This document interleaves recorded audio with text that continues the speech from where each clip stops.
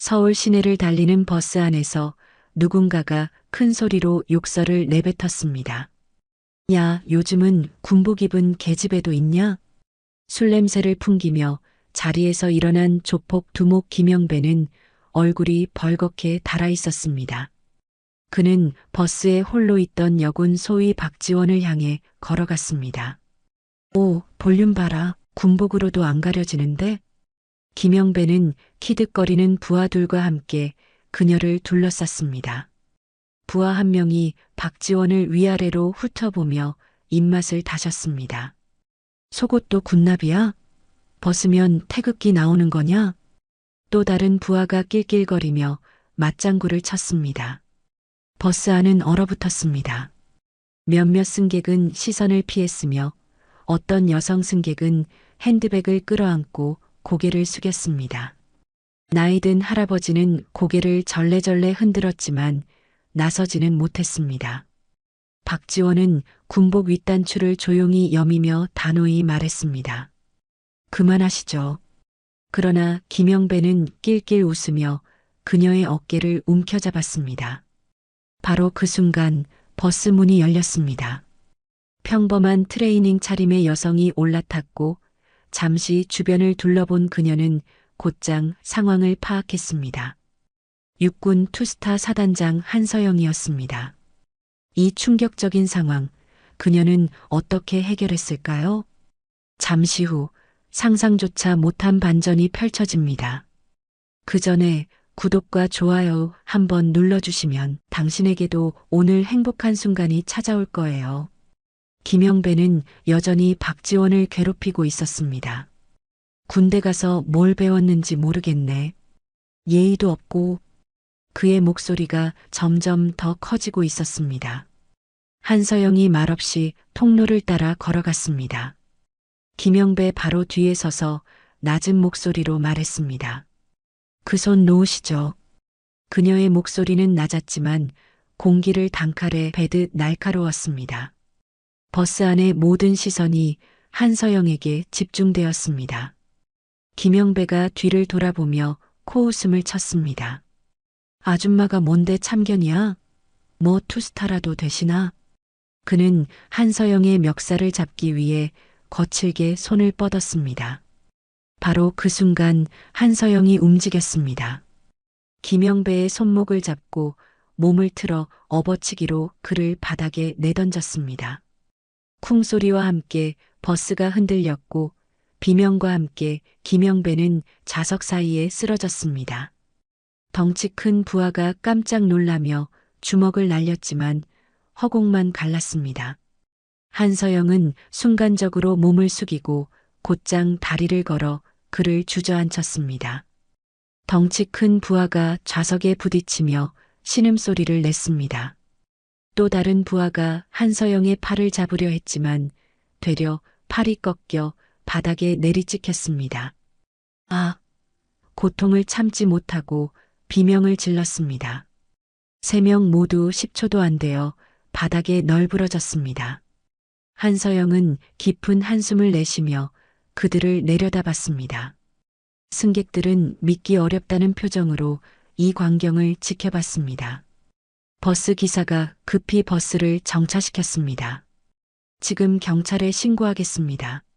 하지만 김영배 일당은 정신을 못 차린 채 버스에서 내려 도망쳤습니다. 한서영은 박지원에게 다가가 그녀의 상태를 확인했습니다. 괜찮으신가요? 따뜻하면서도 걱정 어린 목소리였습니다. 박지원은 고개를 천천히 들어 한서영을 바라보고 말했습니다. 감사합니다. 그 순간 박지원의 눈이 커졌습니다. 그녀는 급히 자세를 바로하고 정중한 경례를 올렸습니다. 사단장님, 그녀의 목소리는 놀라움과 존경으로 가득했습니다. 버스 안 승객들이 웅성거리며 두 사람을 바라봤습니다. 승객들의 수군거림이 버스 안에 퍼졌습니다. 한서영이 미소를 지으며 자연스럽게 경례를 받아주었습니다. 한서영은 박지원과 악수를 나눴습니다. 그녀의 손은 따뜻했지만 오랜 훈련으로 단련된 강한 힘이 느껴졌습니다. 박지원도 정중하게 악수에 응하며 감격스러운 표정을 지었습니다. 악수를 나누던 중 한서영의 시선이 박지원의 손목에 머물렀습니다. 낡은 은색 시계가 희미한 버스 조명 아래에서 빛나고 있었습니다. 시계 뒷면에 희미하게 보이는 각인이 한서영의 눈에 들어왔습니다. 한서영의 표정이 순간 굳어졌습니다. 그녀는 박지원의 손목을 더 자세히 들여다보며 시계를 확인했습니다. 시계에 새겨진 김영삼 대통령 각인이 선명하게 보였습니다. 한서영이 떨리는 목소리로 물었습니다. 그 시계, 어디서 난 거죠? 그녀의 목소리에는 믿기 어렵다는 감정이 섞여 있었습니다. 박지원은 잠시 당황하며 자신의 손목을 내려다봤습니다. 돌아가신 할아버지의 유품입니다. 그녀가 조심스럽게 대답했습니다. 한서영의 눈가가 촉촉해지기 시작했습니다. 그녀는 깊은 숨을 고르며 마음을 진정시키려 했습니다. 하지만 28년 전의 기억이 선명하게 떠오르는 것을 막을 수 없었습니다. 혹시 할아버지 성함이 박철수 씨이신가요? 한서영이 조심스럽게 물었습니다. 박지원이 놀란 눈으로 한서영을 바라보며 고개를 끄덕였습니다. 네, 맞습니다. 어떻게 아셨습니까? 한서영은 말없이 박지원을 바라봤습니다.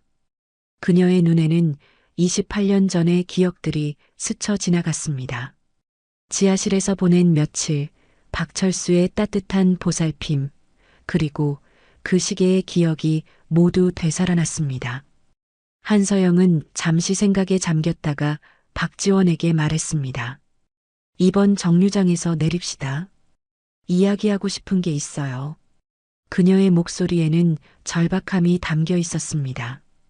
박지원은 망설임 없이 고개를 끄덕였습니다. 네, 그렇게 하겠습니다. 그녀의 마음속에는 할아버지의 유품에 얽힌 이야기에 대한 궁금증이 커졌습니다. 버스가 다음 정류장에 도착하자 두 사람은 함께 버스에서 내려 근처 카페로 걸음을 옮겼습니다. 카페에 자리를 잡고 앉은 한서영과 박지원은 서로를 바라보며 잠시 침묵했습니다. 한서영은 커피잔을 손에 쥐고 있었지만 마시지는 못하고 있었습니다. 28년 전의 기억들이 물밀듯이 밀려오고 있었습니다. 박지원이 조심스럽게 입을 열었습니다. 사단장님, 이 시계를 어떻게 알고 계시는 겁니까? 그녀의 목소리에는 간절한 궁금증이 담겨 있었습니다. 한서영은 깊은 숨을 내쉬며 천천히 말하기 시작했습니다. 그때는 1996년이었어요. 제가 25살 소위였을 때였습니다. 그녀의 목소리가 점점 작아졌습니다. 박지원은 숨을 죽이고 한서영의 이야기에 귀를 기울였습니다. 한서영의 눈빛이 먼 과거를 바라보는 듯 흐려졌습니다.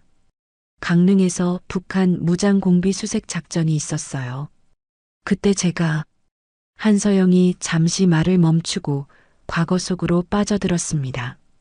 1996년 9월 강릉 일대의 산악지대는 가을 안개로 자욱했습니다. 울창한 소나무 숲 사이로 차가운 바람이 불어와 나뭇잎들을 흔들어댔습니다. 이곳은 북한 무장공비들이 침투한 지역으로 군 수색대가 며칠째 작전을 벌이고 있는 곳이었습니다. 한서영은 동료들과 함께 공비 수색 임무에 투입되어 산속을 수색하고 있었습니다. 군복은 이미 진흙과 나뭇잎으로 더러워져 있었고 며칠간의 작전으로 몸은 지쳐 있는 상태였습니다. 오후 4시경 갑작스럽게 총성이 울려 퍼졌습니다. 공비들이 매복하고 있던 곳에서 기습 공격이 시작되었습니다. 한서영과 동료들은 즉시 엄폐물을 찾아 몸을 숨겼지만 예상치 못한 공격에 혼란스러웠습니다. 엄폐, 엄폐, 선임 장교의 외침이 산속에 메아리 쳤습니다. 하지만 공비들의 공격은 치밀했고 수색대는 완전히 포위된 상황이었습니다. 총성이 계속 이어지는 가운데 한서영이 동료를 구하려고 몸을 일으킨 순간 총알이 그녀의 왼쪽 허벅지를 관통했습니다. 극심한 통증과 함께 그녀는 나무 뒤로 넘어졌습니다. 군복이 순식간에 피로 물들어갔습니다. 전투는 약 1시간 정도 계속되었습니다. 그 과정에서 한서영은 동료들이 쓰러지는 것을 목격했습니다. 그녀는 상처 입은 다리를 이끌고 동료에게 다가가려 했지만 이미 늦은 상태였습니다. 결국 한서영은 부대와 떨어져 홀로 남겨지게 되었습니다. 해가 지기 시작하면서 산속은 점점 어두워졌습니다. 한서영은 피를 흘리며 나무에 기대어 앉아 있었습니다. 상처 부위를 지혈하려 했지만 계속해서 피가 스며나왔습니다. 그녀는 간신히 일어나 안전한 곳을 찾아 산길을 따라 걸었습니다. 하지만 상처로 인한 출혈과 체력 소모로 의식이 흐려지기 시작했습니다. 발걸음도 점점 느려지고 비틀거렸습니다. 마침내 한서영은 더 이상 걸을 수 없게 되어 큰 나무 아래에서 쓰러졌습니다. 차가운 땅에 몸을 맡긴 채 의식을 잃어갔습니다. 그녀의 군복은 피로 물들어 있었고 얼굴은 창백해져 있었습니다. 그때 멀리서 발걸음 소리가 들려왔습니다. 약초를 캐러 산에 올라온 박철수가 쓰러진 한서영을 발견한 것이었습니다. 그는 처음에는 군복을 보고 잠시 의심스러워했지만 계급장을 확인한 후 우리 군인임을 알았습니다. 박철수는 주변을 살핀 후 조심스럽게 한서영을 업었습니다. 그녀는 의식을 잃은 상태였지만 여전히 숨은 쉬고 있었습니다. 박철수는 무거운 걸음으로 산길을 내려가기 시작했습니다. 마을 어귀에 도착했을 때 박철수는 잠시 멈춰서서 주변을 살폈습니다. 마을 사람들의 눈에 띄지 않게 해야 한다는 생각이 들었습니다. 그는 집에서 가져온 이불로 한서영을 감싸고 마치 시신을 운반하는 것처럼 조심스럽게 집으로 향했습니다. 박철수가 한서영을 업고 집 문을 열고 들어서자 아내와 아들이 깜짝 놀랐습니다. 이불에 쌓인 사람의 모습을 본 아내는 얼굴이 하얗게 질렸습니다. 박준호는 21살의 대학생으로 법학을 공부하고 있던 청년이었습니다. 여보, 이게 무슨 일이에요? 아내의 목소리가 떨리고 있었습니다. 박철수는 조용히 이불을 걷어내어 한서영의 모습을 보여주었습니다. 군복을 입은 젊은 여성의 모습을 본 가족들은 모두 말을 잃었습니다. 한서영의 허벅지 부분에는 피가 마르지 않은 상처가 있었고 얼굴은 창백했습니다. 박준호가 아버지를 향해 급하게 말했습니다. 아버지, 이러시면 안 돼요. 우리까지 죽을 수 있어요. 박철수는 아들을 조용히 바라보며 단호한 목소리로 말했습니다. 나라를 지키는 군인을 외면하면 그건 인간도 아니다. 그의 목소리에는 흔들림이 없었습니다. 아내도 걱정스러운 표정으로 남편을 바라봤습니다. 공비들이 찾아오면 어떻게 해요? 온 가족이 위험해져요. 하지만 박철수는 이미 마음을 정한 상태였습니다. 박철수는 한서영을 지하 창고로 옮겼습니다. 지하실은 평소 농기구와 곡식을 보관하던 곳이었는데 한쪽 구석에 볏짚을 깔아서 임시 침상을 만들었습니다.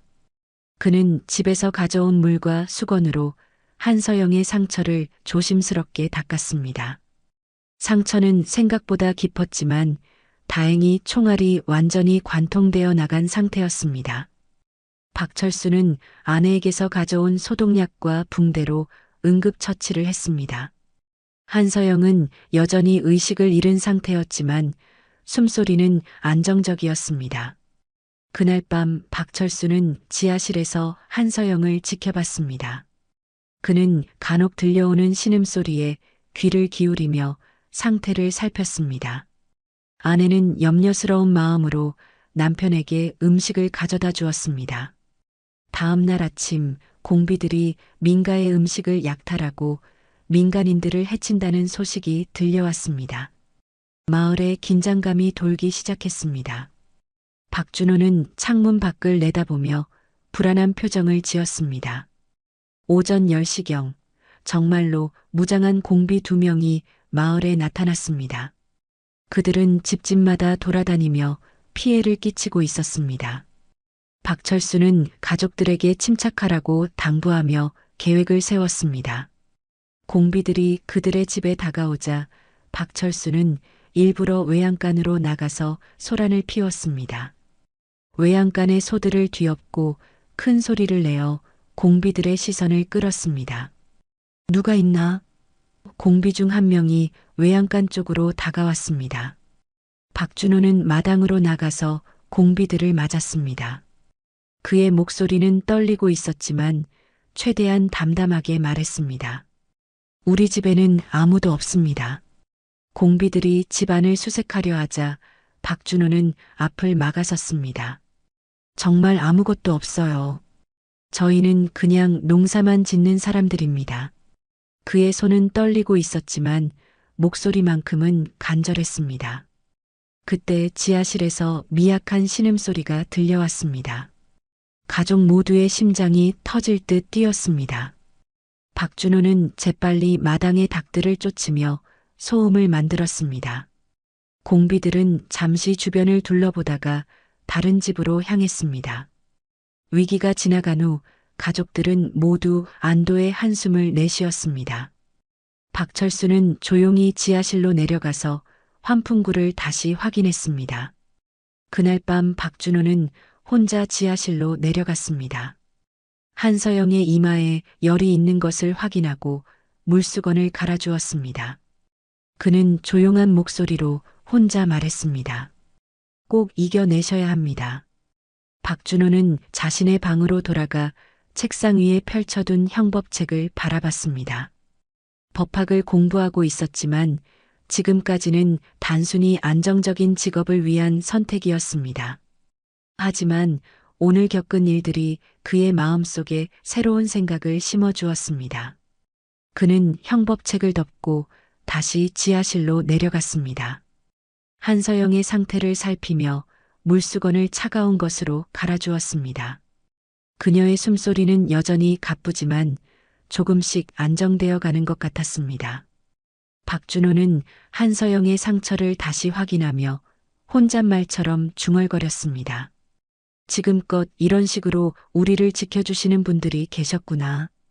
그동안 막연하게 생각했던 법과 정의에 대한 개념이 구체적인 모습을 드러내기 시작했습니다.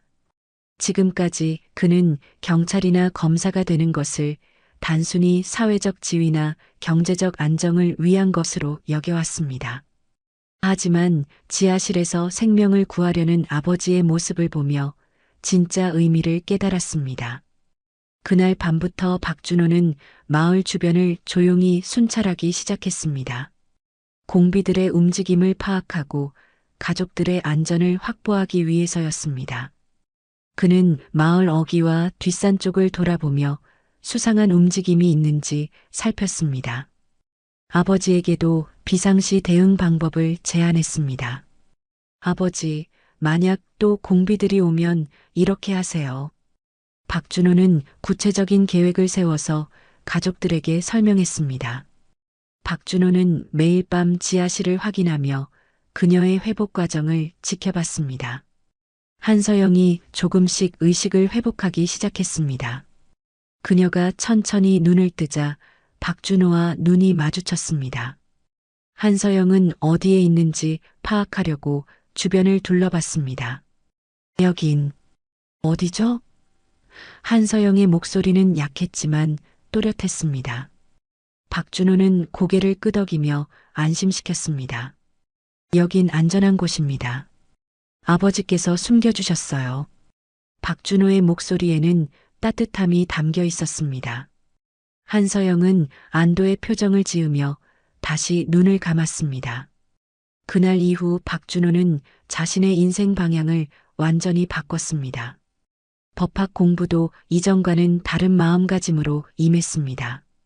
밤늦게 책을 읽으면서도 가끔 지하실을 확인하러 내려갔습니다.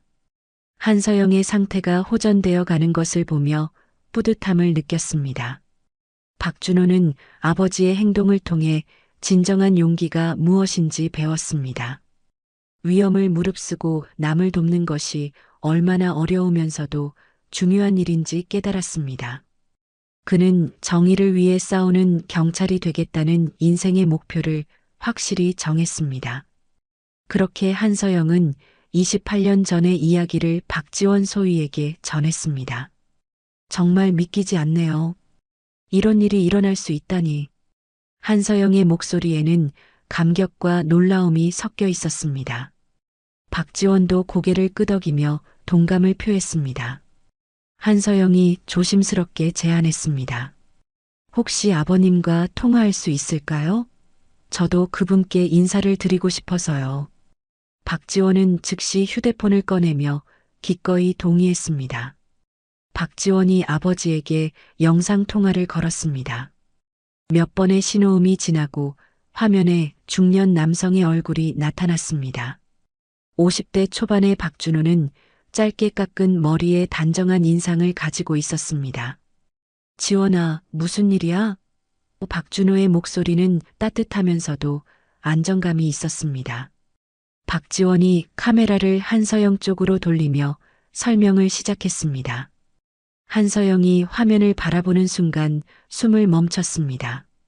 28년 전 그 청년의 모습이 중년 남성의 얼굴에서 선명하게 떠올랐습니다. 그녀의 눈가에 다시 눈물이 맺히기 시작했습니다. 혹시 박준호 씨 맞으시죠? 한서영의 목소리가 떨리고 있었습니다. 화면 너머의 박준호도 깜짝 놀라며 한서영을 자세히 바라봤습니다. 박준호의 얼굴에 놀라움과 기쁨이 동시에 떠올랐습니다. 정말 한서영 소위님이십니까?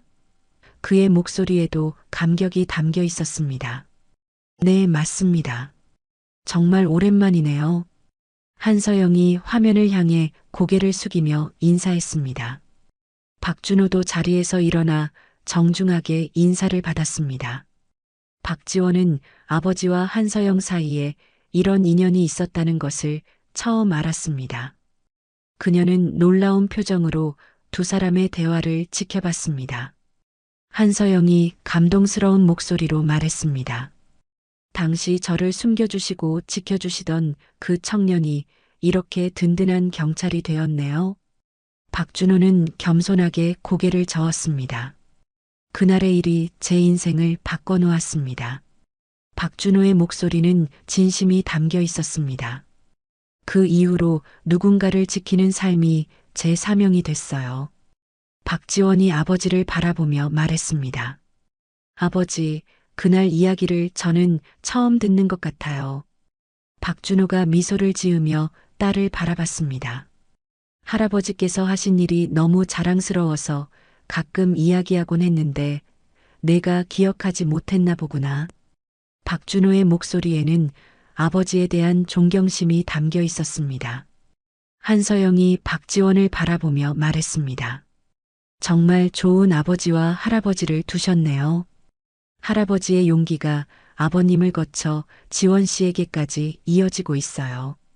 박지원은 부끄러워하며 고개를 숙였습니다. 통화 말미에 박준호가 화면 너머의 한서영에게 다시 한번 깊이 고개를 숙였습니다. 살아계셔줘서 정말 감사합니다. 그의 목소리에는 28년 동안 품고 있던 마음이 담겨 있었습니다. 박준호가 제안했습니다. 혹시 괜찮으시다면 내일 저희 집으로 오시겠어요? 아버지가 남기신 일기장이 있거든요. 한서영의 눈이 크게 떠졌습니다. 일기장이요? 한서영의 목소리에 기대감이 담겨 있었습니다. 박준호가 고개를 끄덕이며 설명했습니다. 네, 그날의 일도 자세히 기록되어 있어요. 한서영과 박지원은 서로를 바라보며 내일 만날 약속을 정했습니다. 다음 날 오후 한서영과 박지원은 박준호의 집을 찾아갔습니다. 서울 외곽의 조용한 주택가에 위치한 단독주택이었습니다. 마당에는 작은 화단이 있었고 집 전체에서 따뜻한 가정의 분위기가 느껴졌습니다. 박준호가 문을 열고 두 사람을 반갑게 맞이했습니다. 어서 오세요. 기다리고 있었습니다. 그는 두 사람을 거실로 안내하며 차를 준비해 주었습니다. 거실 중앙의 낮은 테이블 위에는 낡은 일기장이 놓여 있었습니다. 가죽으로 된 표지는 세월의 흔적으로 색이 바래 있었지만 정성스럽게 보관되어 있었습니다. 한서영은 일기장을 바라보며 가슴이 뛰는 것을 느꼈습니다.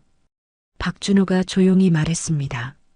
아버지께서는 매일 일기를 쓰시는 분이셨어요. 특히 그 일 이후로는 더욱 꼼꼼하게 기록하셨죠. 그는 일기장을 조심스럽게 열어서 해당 부분을 찾았습니다. 1996년 9월의 날짜가 적힌 페이지가 나타났습니다. 박철수의 정성스럽고 단정한 글씨가 페이지를 가득 채우고 있었습니다. 박준호가 천천히 읽기 시작했습니다. 오늘 산에서 피투성이가 된 군인을 보았다.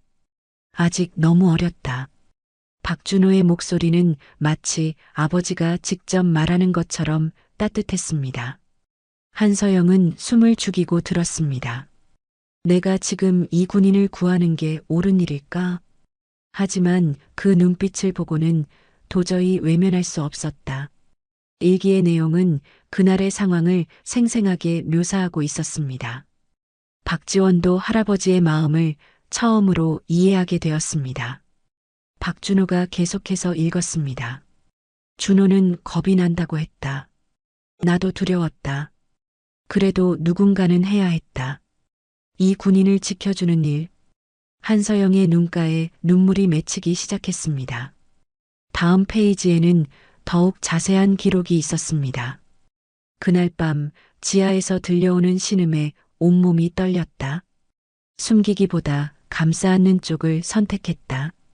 박철수의 진심이 글자 하나하나에 담겨 있었습니다. 이 군인이 누군지, 어디로 가는지 나는 몰랐다. 다만 살아서 돌아가길 바랄 뿐이었다. 한서영은 손수건으로 눈물을 닦으며 들었습니다. 박지원도 조용히 고개를 숙이고 있었습니다. 마지막 장에 도달했을 때 박준호의 목소리가 조금 떨렸습니다. 혹시 다시 만나게 된다면 잘 살고 있다고 해주면 좋겠다. 그 순간 거실에 깊은 정적이 흘렀습니다. 한서영이 일기장 위에 조용히 손을 얹었습니다. 그녀의 목소리는 떨리고 있었지만 분명했습니다. 할아버지, 무사히 잘 살고 있습니다. 박지원은 아무 말 없이 고개를 숙였습니다. 할아버지의 숭고한 마음을 이해하게 되면서 가슴이 벅차올랐습니다. 박준호는 눈을 감은 채 오래도록 숨을 내쉬었습니다. 한서영이 박준호를 바라보며 말했습니다. 정말 감사합니다. 할아버지의 마음을 이렇게 전해들을 수 있어서요. 박준호는 고개를 끄덕이며 미소를 지었습니다. 아버지께서 가장 자랑스러워하시는 일이었어요. 박준호의 말에 세 사람 모두가 따뜻한 감정을 나누었습니다. 그리고 고요한 여운 속에서 각자의 마음 속에 새로운 다짐을 품었습니다. 집으로 돌아온 한서영은 깊은 감동 속에서 하루를 보냈습니다. 박철수의 일기를 통해 그날의 진실을 알게 된 후 마음이 복잡했습니다. 그녀는 이 이야기를 더 많은 사람들과 나누기로 결심했고 자신의 SNS 계정에 글을 올렸습니다. 많은 사람들이 진심 어린 반응을 보였고 언론사의 인터뷰 요청도 이어졌습니다. 인터뷰에는 박지원도 함께 참여해 할아버지에 대한 존경과 자부심을 전했습니다. 뉴스 화면에는 두 사람의 모습이 나란히 비쳤고 시청자들의 뜨거운 반응이 이어졌습니다. 한편 서울의 한 허름한 원룸에서 텔레비전을 보고 있는 남자가 있었습니다. 버스에서 박지원 소위에게 시비를 걸었던 조폭 두목 김영배였습니다. 김영배는 어두운 방 안에서 담배를 피우며 뉴스를 지켜보고 있었습니다. 화면에 나오는 한서영의 모습을 보며 그의 입가에 비웃음이 떠올랐습니다. 뭐야, 이 아줌마 진짜 투스타였어? 대단하네. 김영배의 목소리에는 냉소가 담겨 있었습니다. 그는 며칠 전 버스에서 당한 일을 잊지 못하고 있었습니다. 옆에 앉아있던 부하가 조심스럽게 물었습니다. 형님, 어떻게 하실 겁니까? 김영배는 담배 연기를 내뿜으며 차갑게 대답했습니다. 내가 당한 거 똑같이 갚아줘야지. 그의 눈빛에는 복수심이 타오르고 있었습니다. 김영배는 텔레비전을 끄고 계획을 세우기 시작했습니다. 뉴스 보도가 계속되면서 한서영과 박지원의 신상 정보들이 자연스럽게 노출되었습니다. 소속 부대, 가족관계, 생활 패턴 등이 언론을 통해 알려졌습니다. 대부분의 사람들은 선의로 이 정보들을 받아들였지만 김영배는 다른 목적으로 주목했습니다. 김영배는 컴퓨터를 켜고 한서영에 대한 정보를 수집하기 시작했습니다. 인터넷 기사, SNS, 각종 자료들을 통해 그녀의 개인정보를 파악했습니다. 특히 가족관계에 대한 정보에 관심을 보였습니다. 딸이 하나 있구나. 김영배가 한서영의 가족 사진을 보며 중얼거렸습니다. 23살의 대학생 딸 이지윤의 사진이 화면에 나타났습니다. 김영배는 며칠 동안 한서영의 딸 이지윤에 대한 정보를 체계적으로 수집했습니다. 그는 인터넷에 공개된 다양한 자료들을 꼼꼼히 살펴봤습니다. 이지윤이 다니는 대학, 전공, 주요 활동 장소 등을 파악해 나갔습니다. 이지윤의 SNS 계정을 찾아낸 김영배는 그녀의 일상을 관찰했습니다. 대학 도서관에서 공부하는 모습, 친구들과 함께 찍은 사진, 가족과의 추억들이 올라와 있었습니다. 특히 어머니 한서영과 함께 찍은 사진들이 많이 게시되어 있었습니다. 김영배는 이지윤의 생활 패턴을 분석했습니다. 그녀는 매주 화요일과 목요일에 늦은 시간까지 도서관에서 공부하는 것이 습관이었습니다. 집까지 가는 경로도 대략적으로 파악할 수 있었습니다. 이 녀석이면 되겠어. 김영배가 이지윤의 사진을 보며 만족스러운 표정을 지었습니다. 그는 부하들을 불러서 계획을 설명하기 시작했습니다. 저 아줌마한테 똑같이 당하게 해주자. 김영배의 목소리에는 차가운 분노가 담겨 있었습니다. 딸을 건드리면 정신이 돌아버릴 거야. 형님, 상대가 군인이라서 위험하지 않을까요? 부하 중 한 명이 걱정스럽게 말했습니다. 하지만 김영배는 이미 마음을 정한 상태였습니다. 그래서 더 재미있는 거 아니야? 아무리 군인이라도 딸 앞에서는 무력해질 거야. 김영배는 복수 계획을 구체적으로 세워나갔습니다. 목요일 저녁 이지윤은 평소와 같이 대학 도서관에서 시험 준비를 하고 있었습니다. 그녀는 경영학과 학생으로 다음 주에 있을 중간고사를 준비하고 있었습니다. 도서관은 시험 기간이 다가와서 많은 학생들로 붐비고 있었습니다. 밤 10시가 넘어서 이지윤은 책을 정리하고 도서관을 나섰습니다. 평소보다 늦은 시간이었지만 시험 준비 때문에 어쩔 수 없었습니다. 캠퍼스는 가로등 불빛만이 어둠을 밝히고 있었습니다. 이지윤은 후문 쪽으로 걸어가며 휴대폰으로 버스 도착 시간을 확인했습니다. 마지막 버스까지는 아직 시간이 있어서 천천히 걸을 수 있었습니다. 그녀는 이어폰을 끼고 음악을 들으며 평상시와 같이 집으로 향했습니다. 후문을 나서는 순간 갑자기 낯선 남자가 그녀의 팔을 붙잡았습니다. 이지윤은 깜짝 놀라며 이어폰을 빼고 뒤를 돌아봤습니다. 누구세요? 뭐 하시는 거예요? 김영배의 부하였던 그 남자는 강하게 이지윤의 팔을 잡고 끌었습니다. 조용히 따라와. 이지윤은 소리를 지르려 했지만 입이 막혔습니다. 근처에 대기하고 있던 검은색 밴이 다가왔습니다. 이지윤은 필사적으로 저항했지만 힘으로는 상대가 되지 않았습니다.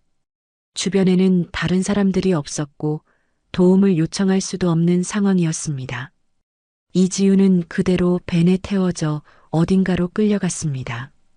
그녀의 가방과 휴대폰은 현장에 떨어진 채로 남겨졌습니다. 캠퍼스 주변은 다시 조용해졌고 아무도 방금 전 일어난 일을 목격하지 못했습니다. 다음 날 아침 한서영은 딸과 연락이 닿지 않는다는 것을 알게 되었습니다. 평소 매일 아침 안부 문자를 보내던 지훈에게서 연락이 없었습니다. 처음에는 늦잠을 잤거나 바쁠 것이라고 생각했습니다. 하지만 오전 내내 전화를 해도 받지 않자 불안한 예감이 들기 시작했습니다. 한서영은 지훈의 대학에 전화를 걸어서 출석 여부를 확인했습니다. 어제 저녁 이후로 연락이 안 되고 있어요. 그때 한서영의 휴대폰에 문자 메시지가 도착했습니다. 딸을 돌려받고 싶으면 10억을 준비해라. 모르는 번호에서 온 메시지였습니다. 한서영의 얼굴이 창백해졌습니다. 손이 떨리는 가운데서도 그녀는 즉시 박준호에게 전화를 걸었습니다. 지훈이가 납치되었어요. 박준호는 한서영의 전화를 받자마자 상황의 심각성을 파악했습니다. 그는 즉시 자신의 사무실에서 일어나 필요한 조치를 취하기 시작했습니다. 20년 이상의 경찰 경력이 그에게 침착함을 유지하게 해주었습니다. 우선 신고부터 접수하겠습니다. 지금 바로 실종 신고를 넣을게요. 박준호의 목소리는 안정적이었지만 긴장감이 느껴졌습니다. 그는 컴퓨터를 켜고 실종 신고 양식을 작성하기 시작했습니다. 한서영에게서 자세한 상황을 들은 박준호는 즉시 분석에 들어갔습니다. 이건 단순 납치가 아닙니다. 상대는 조폭 출신, 조직적 움직임이 예상됩니다. 그의 경험으로 볼 때 이는 계획적인 범죄였습니다. 박준호는 후배 형사들에게 즉시 연락을 취했습니다. 긴급 사안입니다. 지금 바로 팀을 구성해 주세요. 그는 자신의 인맥을 총동원해서 수사팀을 만들었습니다. 가장 먼저 이지훈의 휴대폰 위치 추적을 요청했습니다. 통신사에 연락해서 마지막 접속 기록과 기지국 정보를 확인했습니다. 마지막 신호는 어젯밤 10시 15분 대학 후문 근처였습니다. 박준호는 직접 현장으로 향했습니다. 대학 후문 주변을 꼼꼼히 살펴보며 단서를 찾았습니다. 바닥에 떨어진 이지훈의 가방과 휴대폰을 발견했습니다. 박준호는 주변 상점들의 CCTV 영상을 수집하기 시작했습니다. 이 시간대 영상을 모두 확보해 주세요. 몇 시간 후 CCTV 분석 결과가 나왔습니다. 이지훈이 검은색 벤에 강제로 끌려가는 모습이 확인되었습니다. 차량 번호는 확인되지 않았지만 차종과 특징을 파악할 수 있었습니다. 박준호는 차량 이동 경로를 추적하기 위해 인근 교차로의 CCTV를 분석했습니다. 검은 벤이 도심 외곽 방향으로 이동한 것이 확인되었습니다. 창고 밀집 지역으로 향하고 있습니다. 수사팀은 해당 지역의 모든 창고형 건물을 리스트업했습니다. 버려진 창고, 임대 창고, 공장 건물 등을 모두 조사 대상에 포함했습니다. 박준호는 지도를 펼쳐놓고 수색 계획을 세웠습니다. 한편 김영배가 보낸 협박 문자를 분석했습니다. 문자 발송 시각과 기지국 정보를 통해 발송 지역을 좁혀나갔습니다. 이 지역에서 발송된 것이 확실합니다. 박준호는 한서영에게 전화를 걸어 상황을 보고했습니다. 현재 수색 범위를 좁혀가고 있습니다. 곧 찾을 수 있을 거예요. 그의 목소리에는 확신이 담겨 있었습니다. 이번엔 제가 지키겠습니다. 당신이 저희 딸을 지킨 것처럼요. 박준호의 말에 한서영은 감격했습니다. 28년 전의 인연이 이렇게 이어지고 있다는 것이 놀라웠습니다. 박준호는 소규모 특수팀을 구성했습니다. 경험 많은 형사들과 기동대원들로 팀을 꾸렸습니다. 조용하고 신속하게 진행해야 합니다. 인질의 안전이 최우선입니다. 저녁 시간이 되자 드디어 수색 범위가 크게 좁혀졌습니다. 몇 개의 후보 건물을 선정하고 각각에 대한 정찰을 시작했습니다. 박준호는 직접 현장을 확인하며 최종 작전을 준비했습니다. 내일 새벽에 동시 진입합니다. 박준호가 팀원들에게 작전 브리핑을 했습니다. 한 번의 기회밖에 없으니까 완벽하게 준비해야 합니다. 그는 한서영에게 마지막 연락을 취했습니다. 내일 아침이면 지훈 씨를 안전하게 데려올 수 있을 것 같습니다.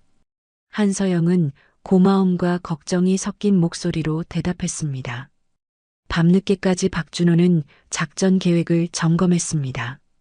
아버지 박철수의 용기를 이어받아 이번에는 자신이 누군가를 구해야 한다는 사명감이 그를 움직였습니다. 다음 날이 결정적인 순간이 될 것이었습니다.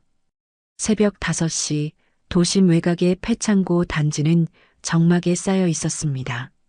박준호와 수사팀은 어둠을 틈타 목표 건물 주변에 조용히 접근했습니다.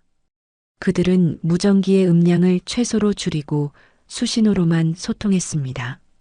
창고 안에서는 김영배가 의자에 묶인 이지훈을 바라보며 담배를 피우고 있었습니다. 이지훈은 하룻밤을 지새우며 지쳐 있었지만 정신만은 또렷했습니다. 그녀는 주변 환경을 관찰하며 탈출 가능성을 계속 모색하고 있었습니다. 너희 엄마가 나한테 어떻게 했는지 알아? 김영배가 이지훈에게 다가가며 위협적으로 말했습니다. 이지훈은 대답하지 않고 그를 똑바로 바라봤습니다. 창고 밖에서 박준호는 망원경으로 내부 상황을 파악했습니다. 창문을 통해 보이는 인질과 범인의 위치를 확인하고 진입 계획을 수정했습니다. 인질은 중앙 부근, 범인은 10명 이상으로 확인됩니다. 박준호가 팀원들에게 최종 지시를 내렸습니다. 3분 후 동시 진입합니다. 인질의 안전이 최우선입니다. 각자의 위치에서 팀원들이 준비 완료 신호를 보냈습니다. 김영배는 이지훈 앞에서 계속해서 협박을 이어갔습니다. 돈이 안 들어오면 너도 똑같이 당하게 될 거야. 그의 목소리는 점점 거칠어지고 있었습니다. 그때 창고 밖에서 확성기 소리가 울려 퍼졌습니다. 건물이 포위되었습니다. 무기를 버리고 나오십시오. 박준호의 차분하지만 단호한 목소리였습니다. 김영배가 깜짝 놀라며 창문 쪽으로 다가갔습니다. 이런 빌어먹을 어떻게 찾아낸 거야? 그는 부하에게 소리를 질렀습니다. 형님, 어떻게 할까요? 부하의 목소리에는 당황이 섞여 있었습니다. 김영배는 잠시 생각하더니 이지훈에게로 향했습니다. 좋아, 그럼 끝까지 가보자. 김영배가 주머니에서 칼을 꺼내어 이지훈의 목에 댔습니다. 이지훈은 몸을 움츠렸지만 울음을 참으며 침착함을 유지했습니다. 박준호는 상황이 악화되는 것을 확인하고 즉시 작전을 실행했습니다. 지금 들어갑니다. 그는 뒷문을 통해 조용히 건물 안으로 침입했습니다. 동시에 다른 팀원들도 각각의 진입로를 통해 건물에 들어갔습니다. 김영배는 앞문 쪽에만 신경을 쓰고 있어서 뒤쪽 움직임을 눈치채지 못했습니다. 박준호는 조심스럽게 창고 내부로 이동했습니다. 경찰놈들, 이 아이가 다치길 원하지 않으면 물러서. 김영배가 큰 소리로 외쳤습니다. 칼날이 이지훈의 목에 더 가까이 다가갔습니다. 박준호는 김영배의 뒤쪽에서 기회를 엿보고 있었습니다. 그는 이지훈과 눈을 마주치며 안심시키려고 했습니다. 이지훈도 박준호를 발견하고 희망을 품었습니다. 김영배가 창문 쪽으로 이동하는 순간 박준호가 행동에 나섰습니다. 그는 번개같이 달려들어 김영배의 팔을 제압했습니다. 칼 놓으세요. 김영배와 박준호 사이에 격투가 벌어졌습니다. 김영배는 필사적으로 저항했지만 박준호의 경험과 체력이 우세했습니다.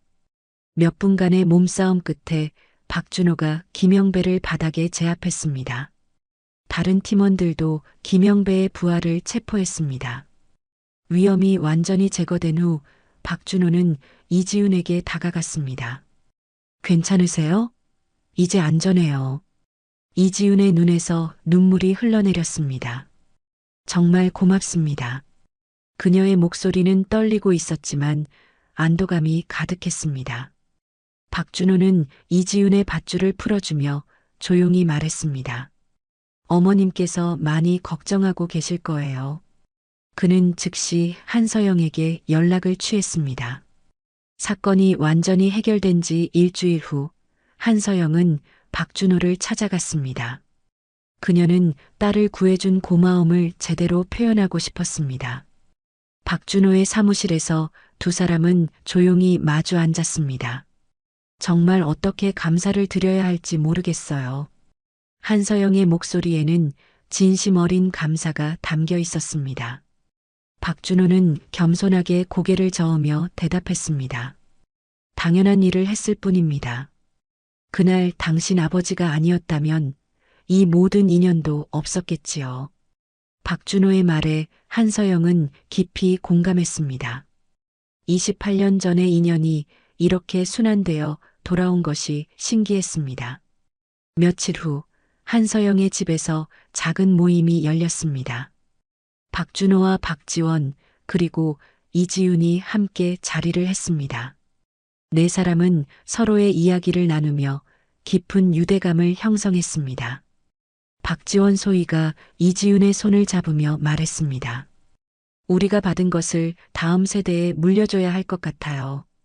이지훈은 고개를 끄덕이며 동의했습니다. 저도 사람을 지키는 일을 하고 싶어요. 이지훈의 말에 모든 사람들이 감동했습니다. 이번 경험을 통해 그녀도 많은 것을 깨달았습니다. 이지훈이 계속해서 말했습니다. 경찰이 되어서 박준호 아저씨 같은 사람이 되고 싶어요. 그녀의 목소리에는 확고한 결심이 담겨 있었습니다. 박준호는 감동스러운 표정으로 이지훈을 바라봤습니다. 그는 주머니에서 작은 상자를 꺼내어 테이블 위에 놓았습니다. 이걸 드리고 싶어서 가져왔어요. 상자 안에는 낡은 경찰 배지가 들어 있었습니다. 박준호가 처음 경찰이 되었을 때 받은 임관 배지였습니다. 아버지 때문에 경찰이 되기로 결심했을 때 받은 것입니다. 이지훈이 배지를 조심스럽게 받아들었습니다. 작지만 무게감 있는 그 배지는 많은 의미를 담고 있었습니다. 정말 소중히 간직하겠습니다. 한서영이 이 모습을 보며 흐뭇해했습니다. 박철수의 정신이 세대를 거쳐 이어지고 있다는 것을 느꼈습니다. 그의 선행이 결코 헛되지 않았다는 확신이 들었습니다. 박지원도 감격스러운 마음으로 말했습니다. 할아버지께서 정말 자랑스러워 하실 것 같아요. 그녀의 목소리에는 할아버지에 대한 존경심이 가득했습니다. 모임이 끝날 무렵 네 사람은 서로에게 약속했습니다. 각자의 자리에서 다른 사람을 도우며 살아가겠다고 다짐했습니다. 이지훈은 그날 이후 경찰이 되기 위해 열심히 준비했습니다. 박지원도 군에서 더욱 책임감 있는 장교가 되기 위해 노력했습니다. 한서영은 자신의 경험을 바탕으로 후배들을 지도하는 일에 더욱 헌신했습니다. 박준호는 여전히 현장에서 시민들을 위해 일했습니다. 그는 아버지 박철수의 일기를 가끔 읽으며 초심을 잃지 않으려고 노력했습니다. 정의를 실현하고 약한 사람을 보호하는 것이 자신의 사명임을 다시 한번 확인했습니다. 이렇게 박철수의 선한 의지는 세대를 넘어 계속해서 이어졌습니다. 그의 용기와 희생 정신이 후손들과 만나게 된 사람들을 통해 살아 숨쉬었습니다. 작은 선행이 만들어낸 큰 변화의 물결이 계속해서 퍼져나갔습니다.